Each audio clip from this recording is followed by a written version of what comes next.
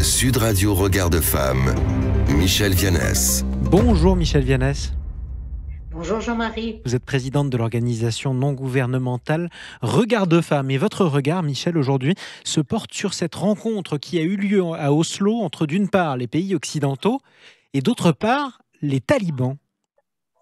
Eh oui, alors que deux jeunes femmes qui manifestent inlassablement à Kaboul en défense des droits des femmes et des filles viennent d'être enlevées par les talibans, que les filles n'ont plus le droit d'aller à l'école, que les femmes afghanes n'ont plus le droit de travailler, que le ministère de la vertu et de la répression du vice de sinistre mémoire est rétabli, que les talibans poussent la violence envers les femmes jusqu'à décapiter des mannequins en vitrine et bien sûr le montrer au monde entier, la Norvège a invité les talibans, elle leur a même envoyé un avion pour cela, pour rencontrer les représentants des États-Unis, de la France, du Royaume-Uni, d'Allemagne, d'Italie, de l'Union européenne et bien sûr de la Norvège. Alors que vous, à Regard de Femme, vous vous opposez à la reconnaissance internationale du régime des talibans, Michèle.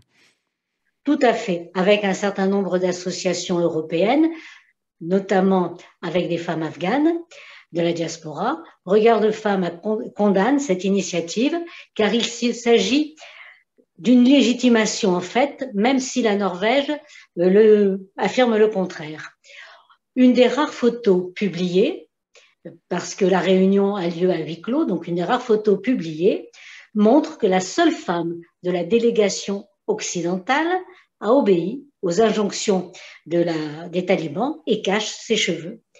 Et d'ailleurs, le chef de la diplomatie afghane, présent de la délégation afghane, a déclaré à la presse, et je vais le citer, « Le fait d'être venu en Norvège est une réussite en soi, car nous avons partagé la scène internationale. » Et bien sûr, comme vous pouvez l'imaginer, leur délégation ne comprend pas une seule femme, mais quand même un responsable d'un réseau considéré comme un groupe terroriste par les États-Unis et qui est d'ailleurs lui-même sous le coup d'une plainte déposée à Oslo pour crime contre l'humanité. Alors ça, c'était pour rappeler justement le pédigree des talibans et tout ce qu'on peut leur reprocher.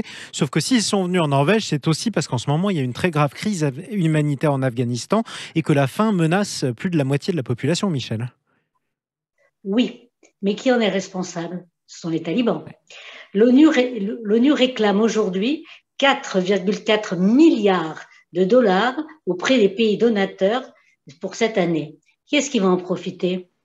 Et l'Europe qui prétend conduire une diplomatie féministe, eh bien, je veux là aussi citer le chef de la délégation talibane qui dit tout simplement, les droits des femmes, c'est un processus, c'est pas un droit, c'est un processus lent et il faudra du temps pour le mener à bien.